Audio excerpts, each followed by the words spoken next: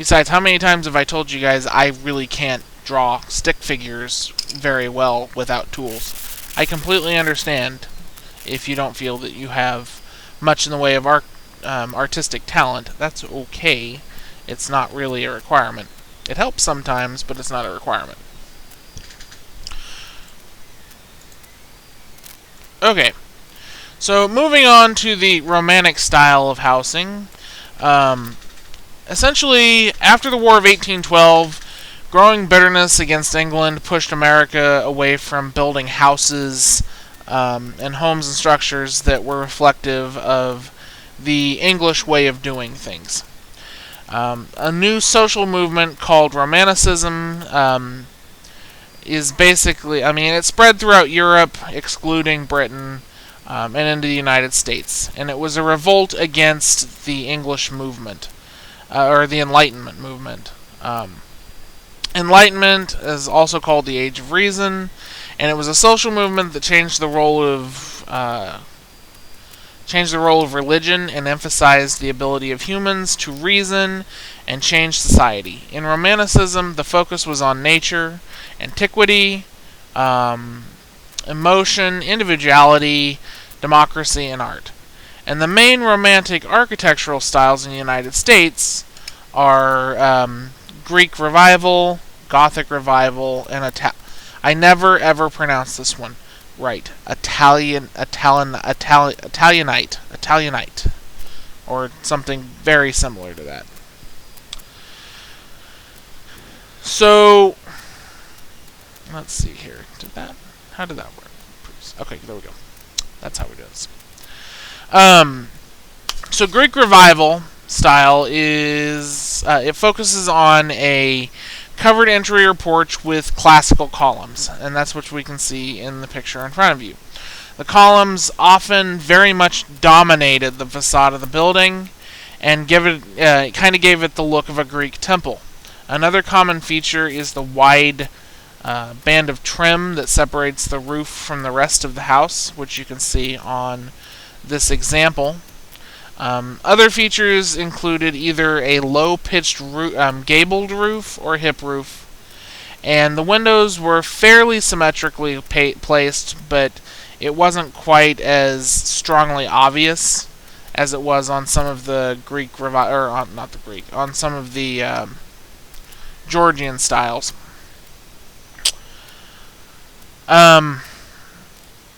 They would also have the doors would be decorated with decorative side lights and a transom, or at least the window that goes over the top is what it means by transom here, that was arched and very fretted or something like that. Basically, very fancy and decorative. You'll see a lot of this style in government buildings. The White House is probably the most prevalent or extreme example of a Greek Revival style of dwelling in the United States. Following Greek Revival was Gothic Revival, and for some reason there isn't a slide for that, so we're going to look one up to find a picture of it.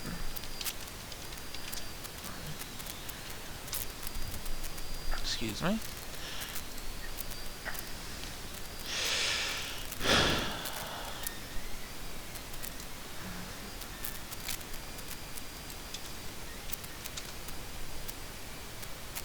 Wow, there we go. Alright, so these are all examples of Gothic Revival homes. Essentially, the Gothic Revival style first appeared in the mid to late 1700s. Andrew Jackson Davis is a name you don't have to remember, but he was an American architect, and he introduced Gothic Revival to the United States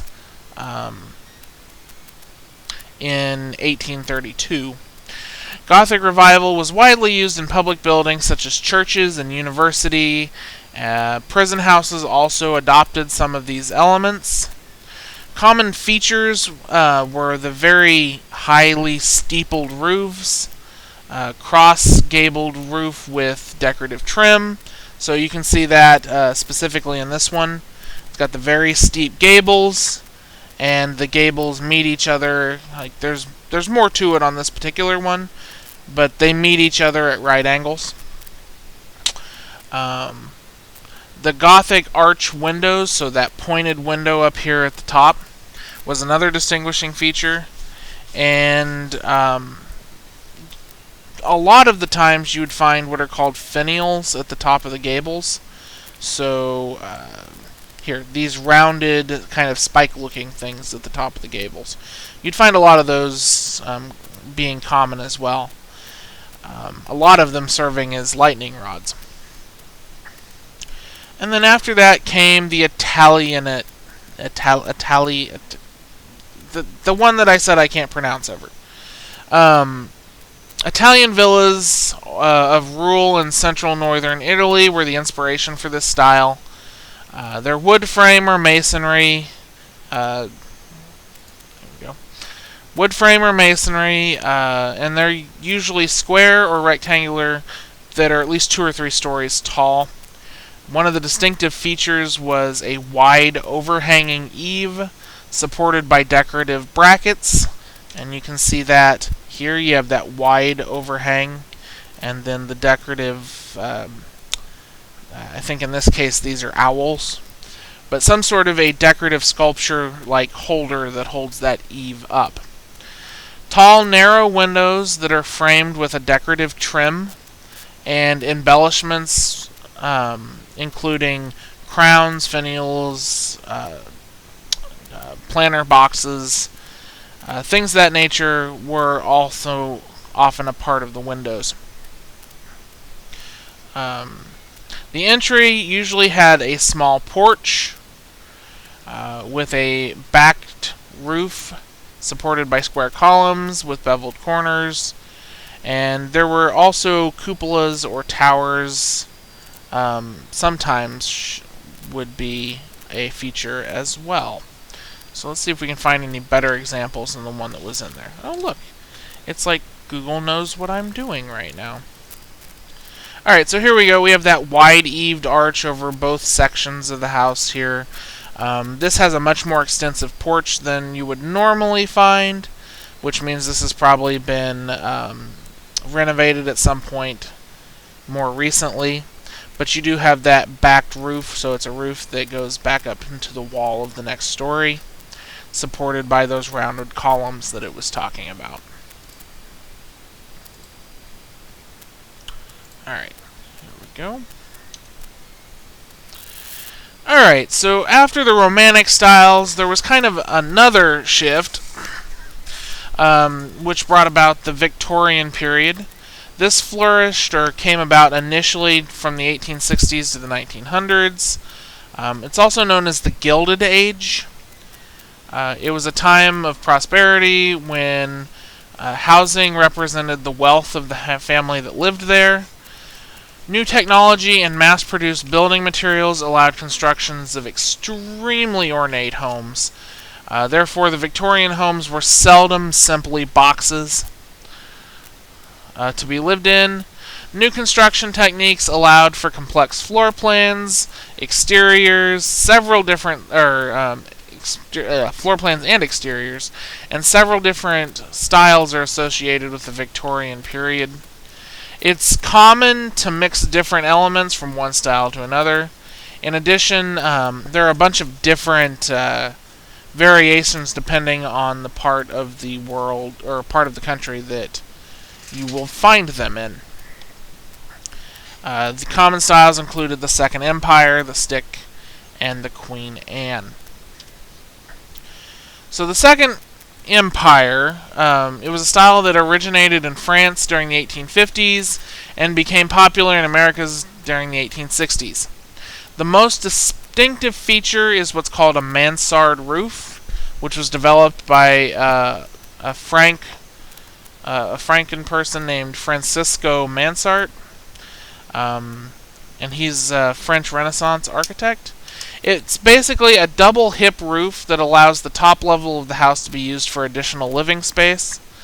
The low slope of the roof often had patterned angles and dormers on the sides, such as in the example that we're seeing here. So you have that very, very steep slope around the front with the dormers coming out of it showing into the third floor, which is technically an attic on this house. And then above that there would be additional exterior living space, usually like roof gardens and things of that nature. The Second Empire had the same style or architectural elements as the one I can't pronounce, except the windows were less elaborate. Often they were arched, but the new style was more functional than the previous styles and was considered very modern for the time that it was popular. Second Empire kind of lost its appeal in the late 1800s during the economic downturn that happened at that time. And really by 1880 they were not being built anymore. The next one is the stick. The stick was built from a 30-year period from like about 1860 to 1890 and emphasized exterior wall structures as a decorative element. So okay. Not quite what I'm looking for. There we go. There we go. Let's go.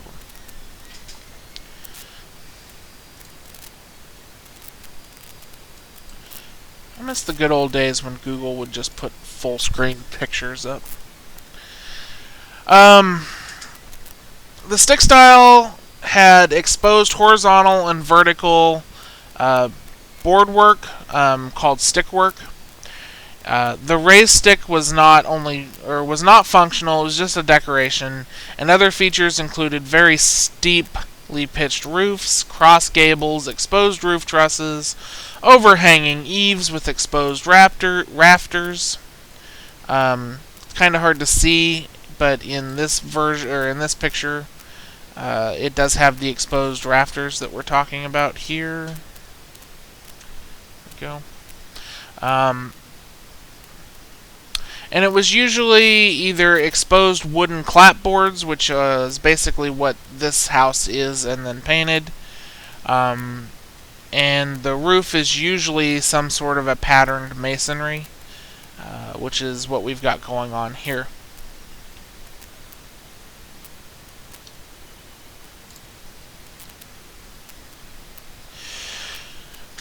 The Queen Anne style is the next one we're going to look at, and it's arguably the most recognized of all of the Victorian styles.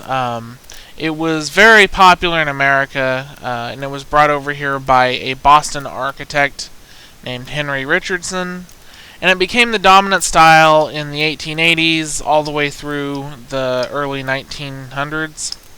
It's inspired by English Renaissance and American colonial style. The Queen Anne house had very asymmetrical forms. So this is really the first one that we've come to where a almost requirement for the windows on the left and the right side to match, or the front and the back to match, or the chimneys to box the ends in. So very asymmetrical forms, very steeply pitched roofs, projecting gables, patterned shingles and masonry, massive chimneys, stucco, diamond-paned windows, half timber. Like this particular example on the screen encompasses almost all of the distinctive styles or parts that you'll find of typical Queen Anne houses. A full-length or a wraparound porch that extends around more than one wall was common to the Queen Anne. And it was and the porch was integrated, which means it was initially designed as part of the house. Sometimes the secondary floors would extend over the roof area of the porch, making it impossible to, very obvious that it wasn't added on after. The asymmetrical structure was adorned with patterned shingles, decorative fretwork, spindles, posts, bay windows, finials, towers, and many other decorations. Honestly, at that point in time, if there was anything you could think to put on a house that looked decorative, it was probably on a Queen Anne at some point. Once we get out of that era and the economic downturn that came at that point in time, but still before the true onset of the Great Depression, we moved into what was called the period style of home. Oh, looks like the next chapter would have, or the next slide would have talked all about the Queen Anne. So, the period style of home, the social and economic problems of the Industrial Revolution pushed people to seek a simpler life. People wanted to leave the excessiveness of the Victoria area behind to return to a more traditional way of living. The period home represents the past, with the virtues of tradition that were important, and it provided a needed balance and stability that people desired. The popular ones in this classification are the Colonial Revival, the Spanish Eclectic, and the Tudor Revival. So the Colonial Revival began near the end of the Queen Anne period and lasted well into the early 1950s.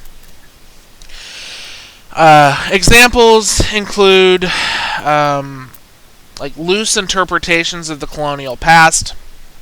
If you look around most suburbs in the Kansas City area, you're going to find houses like this.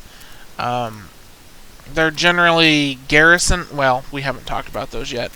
But they'll have features where the second floor overhangs the first floor.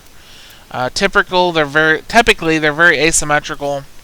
They'll also have classical elements of the Greek and Roman design as well.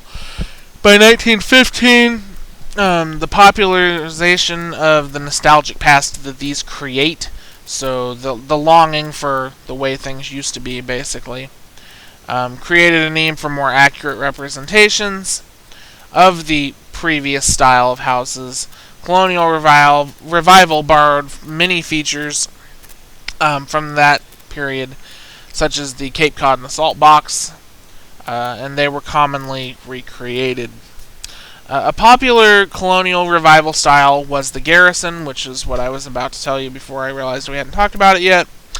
A distinguishing feature of the Garrison is that the overhanging second story, which made it possible to add more floor space without having to do more site work.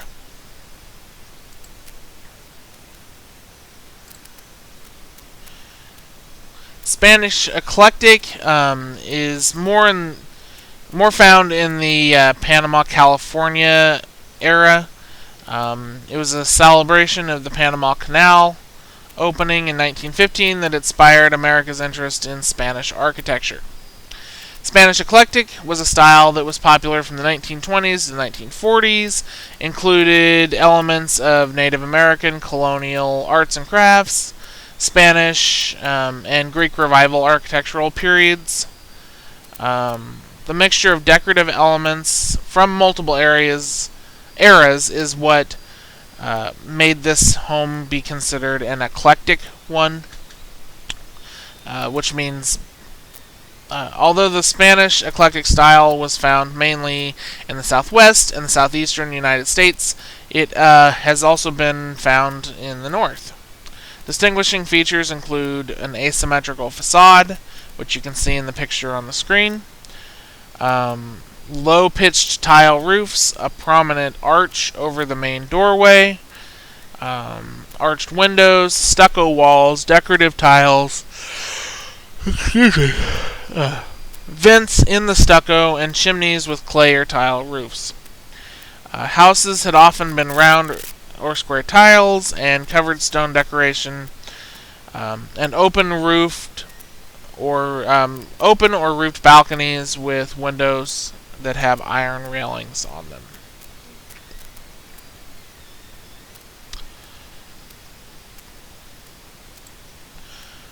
And then the final one in this section is the Tudor Revival. The Tudor Revival style imitated the English Tudor architecture from the 15th to the 17th centuries. Tudor Revival house had 1.5 or 2.5 stories. They have very steeply pitched roof, prominent cross gables, often overlapping and having various eave heights, and you can see that in the house on the example. The casement or double-hung windows were very tall and narrow, with small window panes.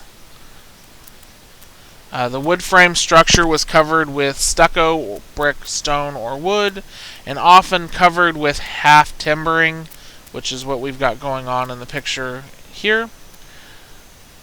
Unlike other half timbering in English Tudor architecture, this was all false. There's actually no... It's all decorative, just like the stick house was. The boards were used only as decoration and to resemble timber framing.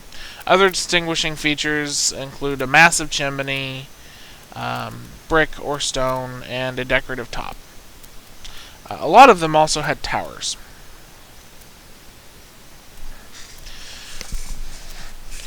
So moving out of the pre-Depression era housing, we move into the 20th century. As the turn of the 20th century approached, people were inspired by the past, while others looked towards the future. These differences stirred a modern movement in America. The modernism rejected classical European constraints of the orderly past and the industrialization of the nation. It strove to bring back quality of life through craftsmanship. So appropriately, we started with the Craftsman period. The Craftsman period, inspired by the English arts and crafts movements, lasted from the 1860s to the 1930s. The arts and crafts movement was a social and cultural backlash against the industrial revolution. Good grief, I think I'm having a stroke. It was a backlash against the Industrial Revolution. The movement's purpose was to renew the human spirit by reuniting art, labor, and the artist while promoting hand workmanship. Most people credit the original craftsman style to a pair of men named Charles and Henry Green from California.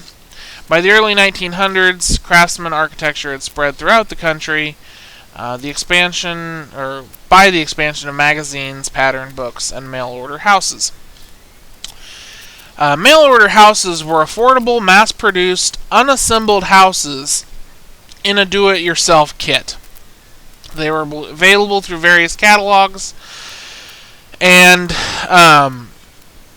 the popularity of that, the ability to have them mailed to you, kept them in style through the 1930s. Two basic styles in the Craftsman period were the Foursquare and the Bungalow. Let's see here. So this is a Craftsman Foursquare. It's a house that's simply a square house with 1 or 2.5 stories, divided into 4 rooms per floor. Foursquare homes were mimicked many different styles, but the Craftsman Foursquare was one of the most popular. And that's what we see here. The next one is the Craftsman Bungalow. And you'll see a lot of these in the older rural parts around some cities. So, for example, if you go down to my hometown, Pittsburgh, and Frontenac, Kansas, and Southeast, you'll see these everywhere. In fact, they are very much the dominant style of house that you'll find in the area. The Craftsman let's see here. The bungalow was a rectangular 1 or 1.5 story house, usually with a low sloped gabled roof and a wide overhang, a full or partial porch, And on the main floor, all of the rooms were placed around a centrally located living room, usually with a fireplace, and the adjoining rooms were connected to each other. The dining room, the kitchen, the bathroom, and often the bedroom were located on the main floor. Additional bedrooms could be located on the second floor. Again, this was one of the types of houses that you could have mail ordered to you. And there were a bunch of different versions of this, including the California, the Chicago, the Milwaukee, and the Michigan bungalow, just to name a few of them.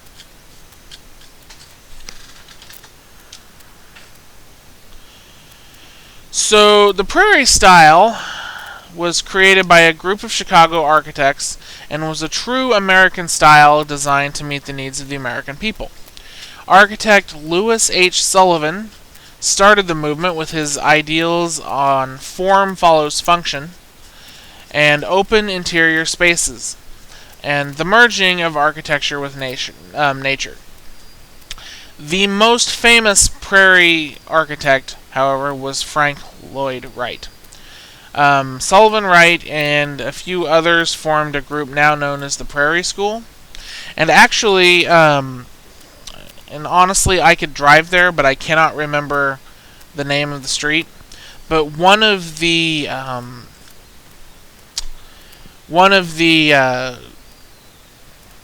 housing developments over around Piper Lake has a perfect example of a Frank Lloyd Wright house sitting on it. Like, I was shocked when I found it. Anyway, I hadn't seen one in person since I visited this particular house that you see on the screen right now in Chicago a couple of years ago.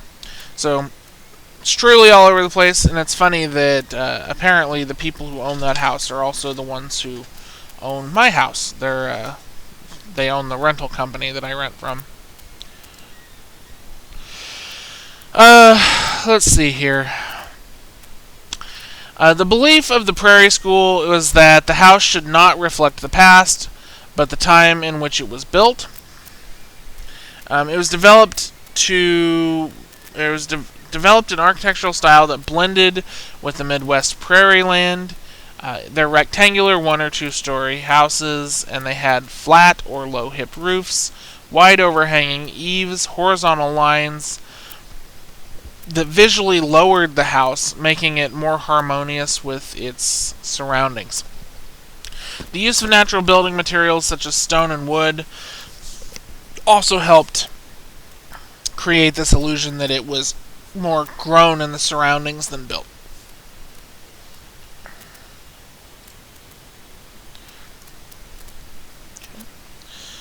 Another style from this period, which emerged around the 1920s, is Art Deco.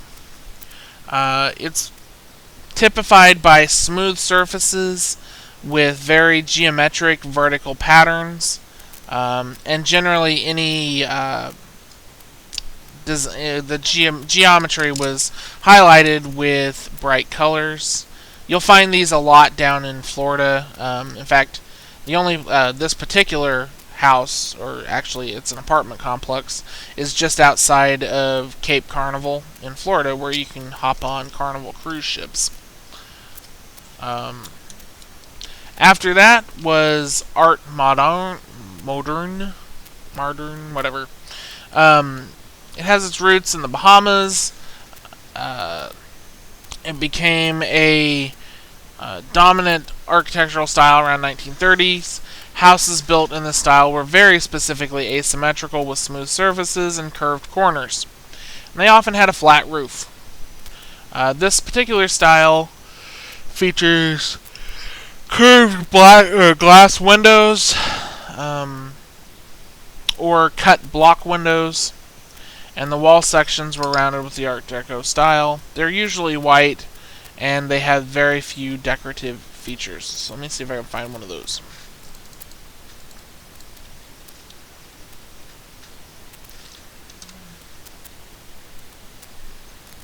Let's see here. That's a good one. So this one isn't exactly whitewashed, but it is brick that has been whitewashed and follows the aesthetics that we're looking for here.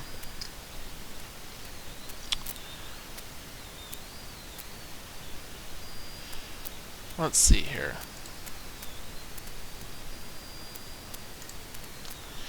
So the next one is the international style. It was also a major influence on the international,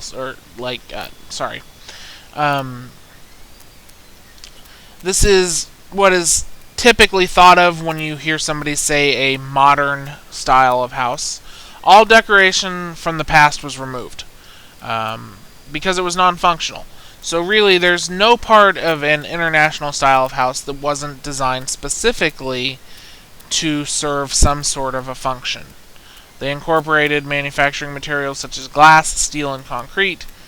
Buildings in this style have multiple roof lines, flat roofs, smooth surfaces, and plain columns. This one almost looks like somebody took two rectangles and stacked them on top of each other.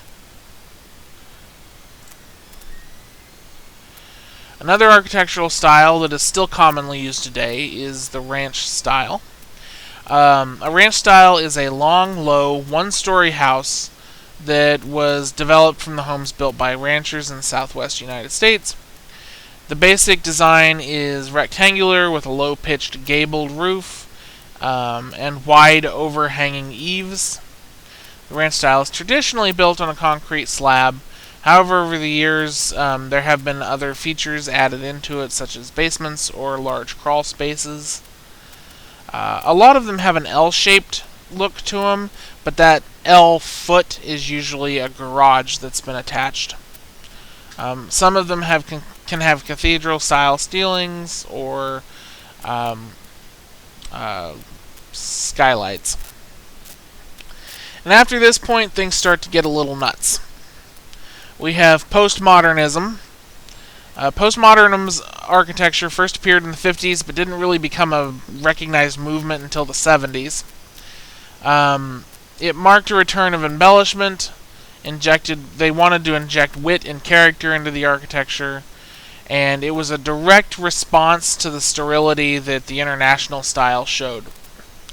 It reintroduced decoration. It suggested the adornment and return to the forefront. It suggested that adornment return to the forefront of architectural design, and apparently it was appearance is no longer clearly defined by realistic requirements. For example, if you look at the one that's on the screen right now, I mean, the floors almost don't look like they're horizontal to each other. They are, and it has to do with the way that the front edge of the building has been cut. But it looks like the whole thing, it looks like you should be able to drop a marble at the top and it'll slide back and forth until it gets to the bottom. Postmodernism devolved into neo-modernism because, modernism, there we go. So this moved away from more architectural industrial buildings to